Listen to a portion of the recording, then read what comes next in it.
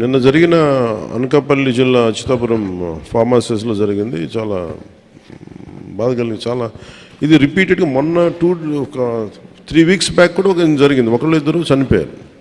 నేను ఎప్పటికప్పుడు అడుగుతూ ఉన్నాను, ఇది పొల్యూషన్ కంట్రోల్ బోర్డు కింద రాదు. అంటే ఎన్ని ప్రమాదాలు మీకు అందరికీ తెలిసింది. పొల్యూషన్ ఎమిషన్స్ ఉన్నాయా లేదా చెక్ చేయడమే తప్ప, ప్రమాణాలు చెక్ చేయడం తప్ప, ఈ సేఫ్టీ నామ్స్ కానీ ఇవన్నీ ఈ మనకి director of factories, labour, fire department, అలాగే కేంద్ర ప్రభుత్వ ఆధ్వర్యంలో ఉండే petrol and explosive safety organisation పర్యవేక్షిస్తాయి. ప్రత్యేకించి ఈ Essentia advance science private limited, ఇది నేను మాట్లాడితే నేను వాళ్ళకి తెలియజేసింది ఏంటంటే, ఇద్దరు ఓనర్స్ ఉన్నారు, ఒకళ్ళు హైదరాబాద్లో ఉన్నారు, అండ్ ఇప్పుడున్న అతనికి మాకు సంబంధం లేదని చెప్పి ఒక కమ్యూనికేషన్ గ్యాప్, వాళ్ళిద్దరి మధ్య గొడవ ఉంది. దానివల్ల ఆ సేఫ్టీ నార్మ్స్ తీసుకోవడానికి బాధ్యత లేని నాయకులు అంటే లీడర్షిప్ ఉండటం వల్ల, ఓనర్షిప్ ఉండటం వల్ల వాళ్ళందరూ ఇలాగ చేశారు. అందుకని ఈ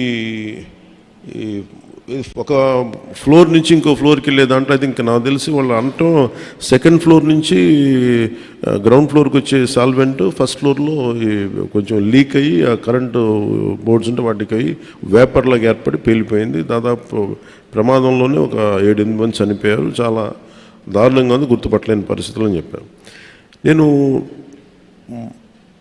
ప్రాబ్లం ఏమవుతుందంటే, నేను సేఫ్టీ ఆడిట్ చేయమని వచ్చిన రోజు నుంచి నేను అందరిని అడుగుతా ఉన్నాను. ఒక ఇష్యూ ఏముందంటే, సేఫ్టీ ఆడిట్ అంటే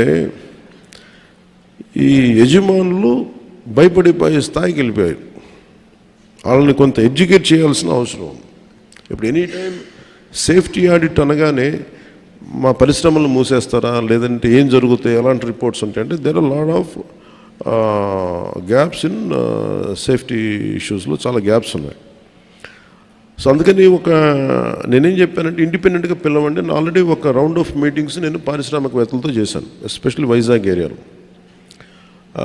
హిందుస్థాన్ మన షిప్పింగ్ యార్డ్ వాళ్ళతో కూర్చోబెట్టి నేనేం చెప్పానంటే, మీరు ఎన్ని చర్యలు తీసుకుంటారు పనిచేసే వాళ్ళకి కానీ, పొల్యూషన్ కంట్రోల్ నామ్స్కి సంబంధించి మీరు ఎలాంటి చర్యలు తీసుకుంటున్నారు మాకు వివరించండి అంటే, మేము వాళ్ళు గతంలో కంటే ఇప్పుడు బాగా చేస్తూ ఉంటాను, కానీ they are not to the satisfactory level. ఇప్పుడు ఒకేసారి మనం ఈ పొల్యూషన్ ఇవన్నీ ఈ నామ్స్ అన్నీ పెడితే ఇండస్ట్రీ షుడ్ కమ్ ఫార్వర్డ్. అంటే ఇది నేను చాలా రోజుల నుంచి నేను కోరుకుంటా ఉన్నాను. నేను ప్రత్యేకించి మరీ చెప్తున్నాను. ఇప్పుడు అంటే నేను ఎందుకు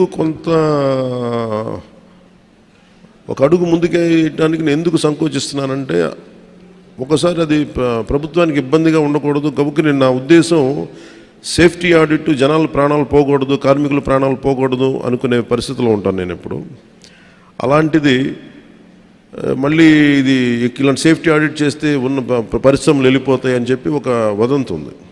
అది కొంచెం మాట్లాడతారు నాతోటి, మీరు ఇలా చేస్తే పరిశ్రమలు వెళ్ళిపోతాయి, పరిశ్రమలకి అనుకూలమైన వాతావరణం ఉండదు అంటే. నా ఉద్దేశం ఏంటంటే, అది కనీస భద్రత అనేది పరిశ్రమలు ఇవ్వాల్సింది కదా. నేను పరిశ్రమల్లో ఇంక్లూడింగ్ ఆక్వా వాళ్ళకు కూడా చెప్పాను. సో గ్రేట్, చాలా సంపాదన ఉంది, రాష్ట్రానికి ఆదాయం ఉంది, మనకి పరిశ్రమల వల్ల చాలా సంపాదన ఉంది. కానీ ప్రయారిటీ ఎవరైతే పని చేస్తారో వాళ్ళకి ప్రాణరక్షణ కూడా చాలా అవసరం కదా.